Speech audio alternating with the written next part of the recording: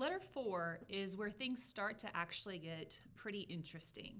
Robert Walton, who has been writing these letters to his sister, is in fact not one of our main characters of our story. But in this fourth letter, we are going to be introduced to one of our main characters. Letter 4 to Mrs. Seville in England, August 5th, 1700 and something. So strange an accident has happened to us that I cannot forbear recording it, although it is very probable that you will see me before these papers can come into your possession. Last Monday, July 31st, we were nearly surrounded by ice, which closed in the ship on all sides, scarcely leaving her the sea room in which she floated. Our situation was somewhat dangerous, especially as we were compassed round by a very thick fog. We accordingly lay to, hoping that some change would take place in the atmosphere and weather.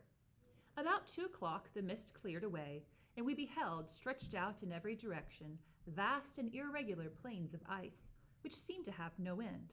Some of my comrades groaned, and my own mind began to grow watchful with anxious thoughts, when a strange sight suddenly attracted our attention and diverted our solitude from our own situation. We perceived a low carriage, fixed on a sledge and drawn by dogs, pass on towards the north, at the distance of half a mile. A being which had the shape of a man, but apparently of gigantic stature, sat in the sledge and guided the dogs.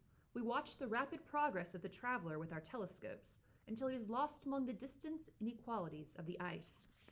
Well, imagine being up in the Arctic area and you look around and there's nothing, right? There's no life.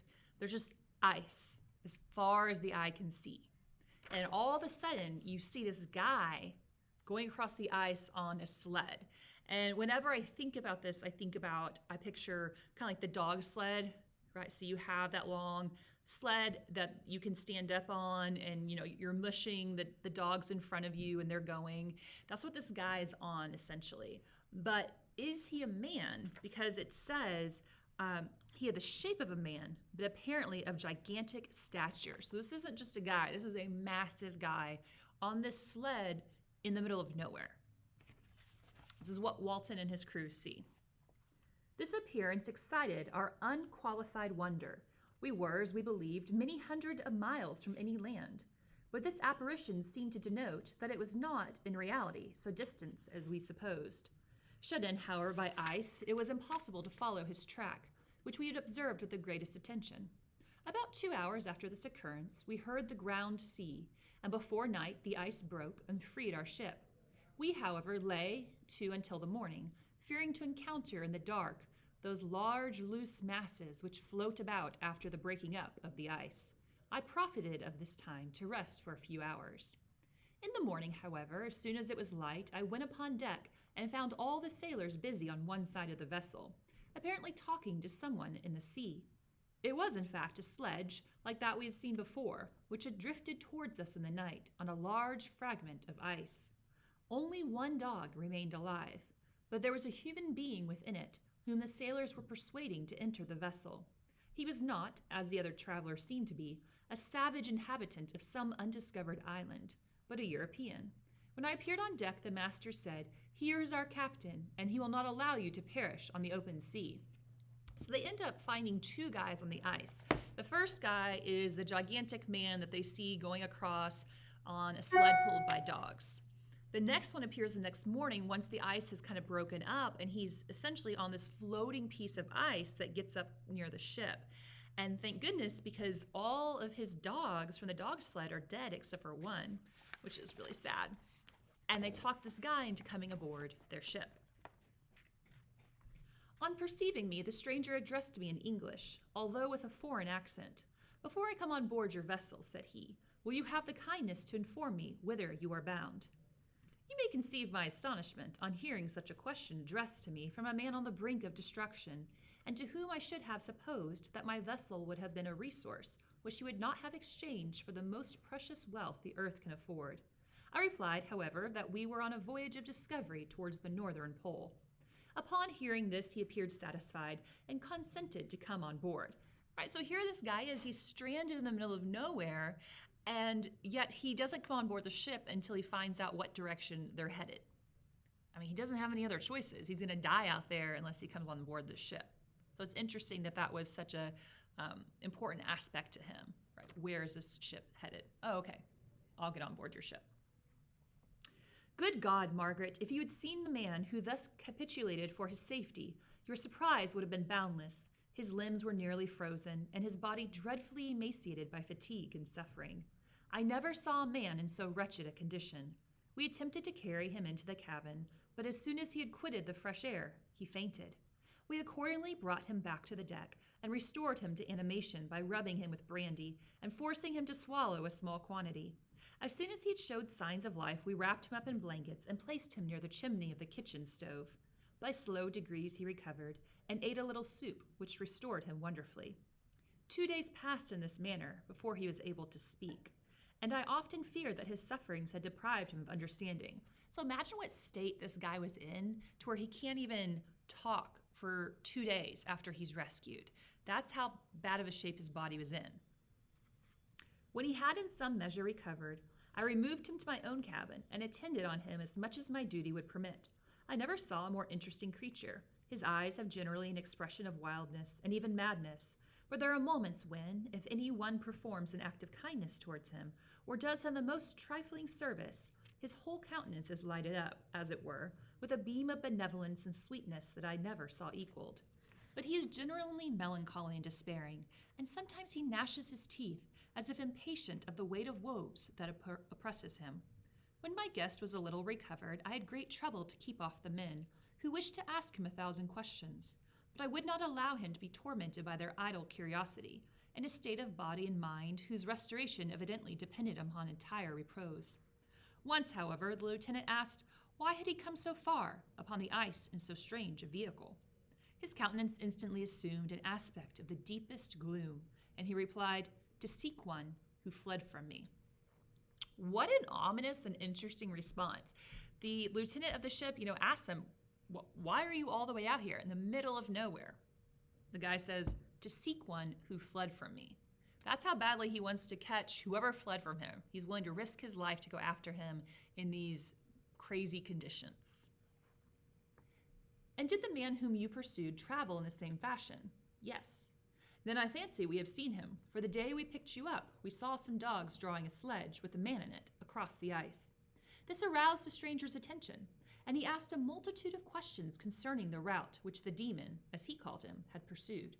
Soon after, when he was alone with me, he said, "I have, doubtless, excited your curiosity, as well as that of those good people, but you are too considerate to make inquiries. Certainly, it would indeed be very impertinent and inhuman in me to trouble you with any inquisitiveness of mine. And yet you rescued me from a strange and perilous situation. You benevolently restored me to life."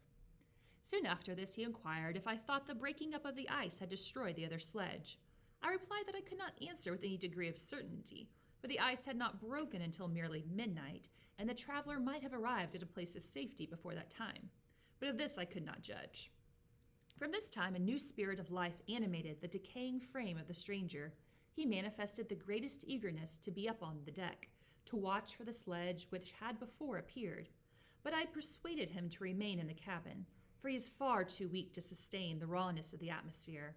I had promised that someone should watch for him and give him instant notice if new objects should appear in sight.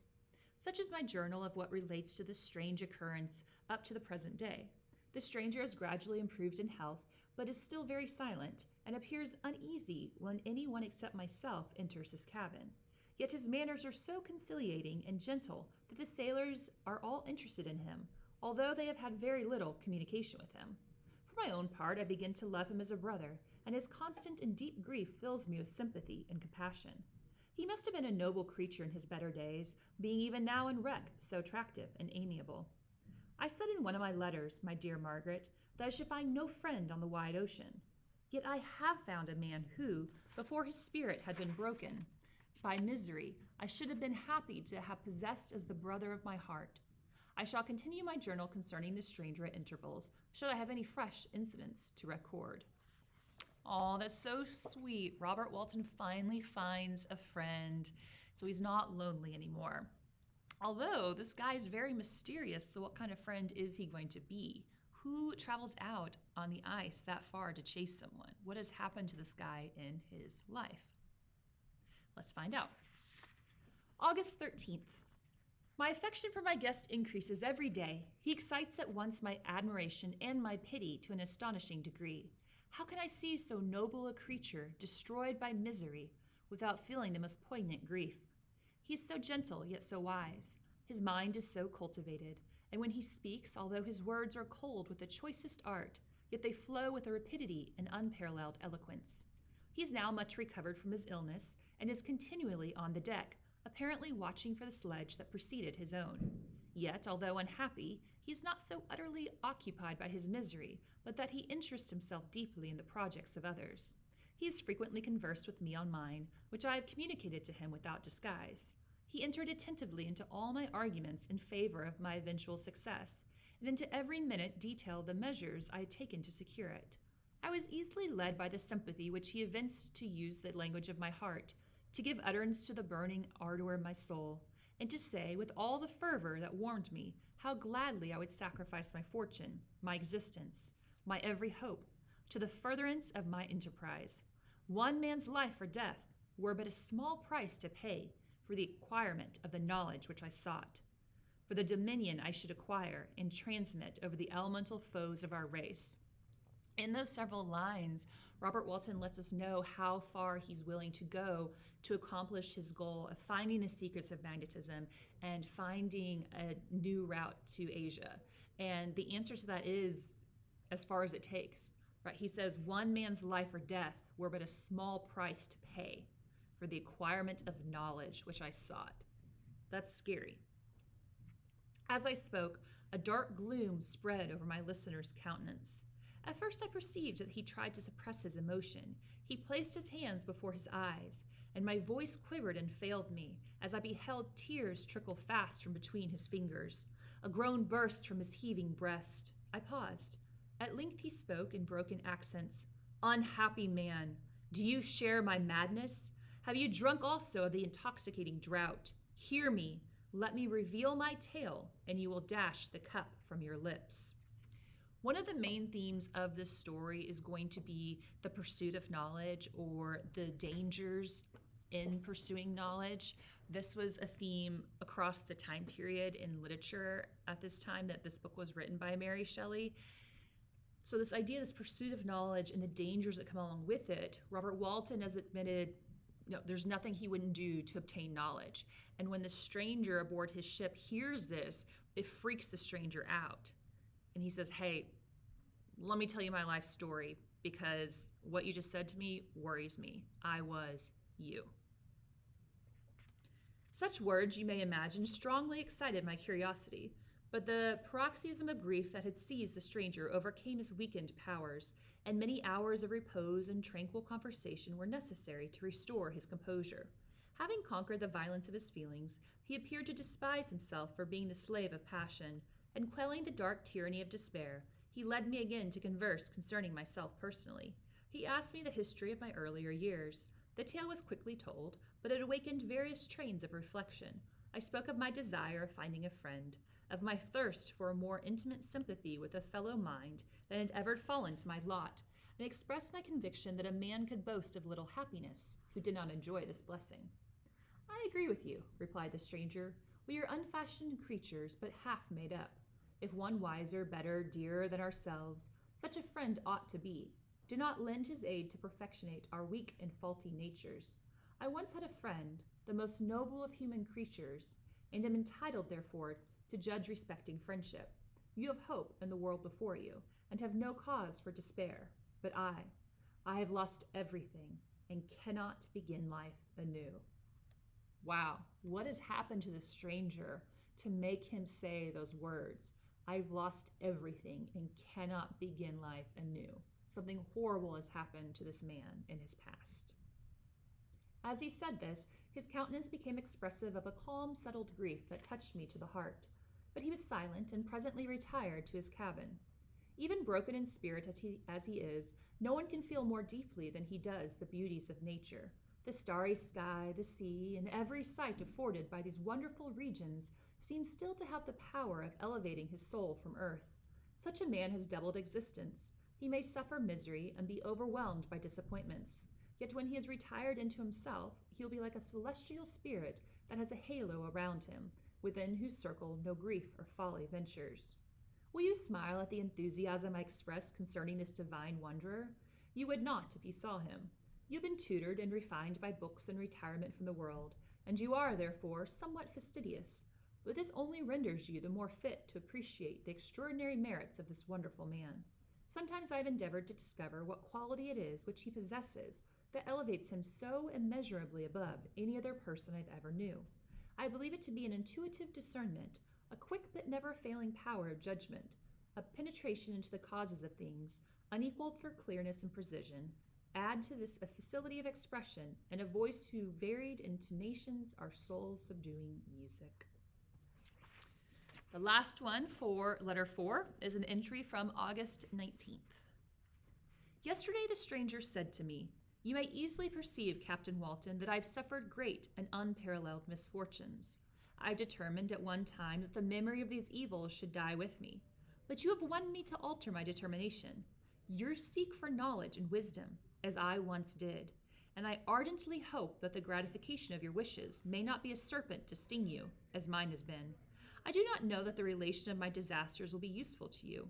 Yet, when I reflect that you are pursuing the same course, exposing yourself to the same dangers which have rendered me what I am, I imagine that you may deduce an apt morale from my tale, one that may direct you if you succeed in your undertaking, and console you in case of failure. Prepare to hear of occurrences which are usually deemed marvelous. Were we among the tamer scenes of nature, I might fear to encounter your unbelief, perhaps your ridicule. But many things will appear possible in these wild and mysterious regions which would provoke the laughter of those unacquainted with the ever-varied powers of nature. Nor can I doubt but that my tale conveys in its series internal evidence of the truth of the events of which it is composed. You may easily imagine that I was more gratified by the offered communication, yet I could not endure that he should renew his grief by a recital of his misfortunes.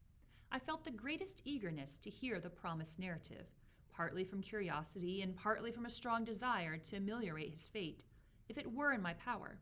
I expressed these feelings in my answer. "I thank you," he replied, "for your sympathy, but it is useless. My fate is nearly fulfilled. I wait but for one event, and then I shall repose in peace. I understand your feeling," continued he, perceiving that I wished to interrupt him. "But you are mistaken, my friend, if thus you will allow me to name you. Nothing can alter my destiny. Listen to my history, and you will perceive how irrevocably it is determined."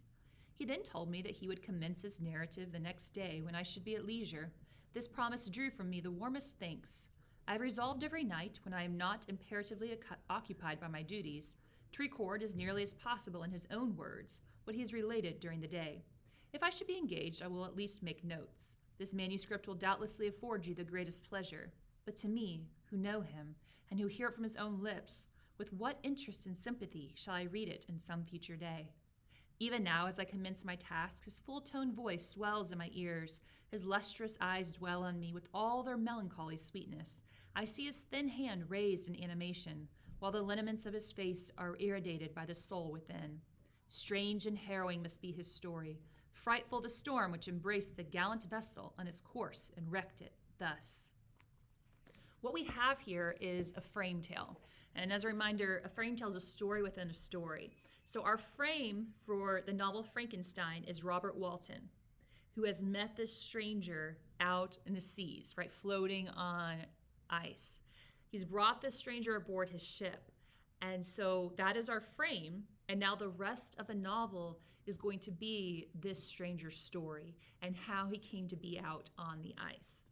And if you haven't guessed it already, this stranger is Victor Frankenstein. And he is going to proceed to tell his tale now to Robert Walton. And his tale will start in chapter 1 of Frankenstein.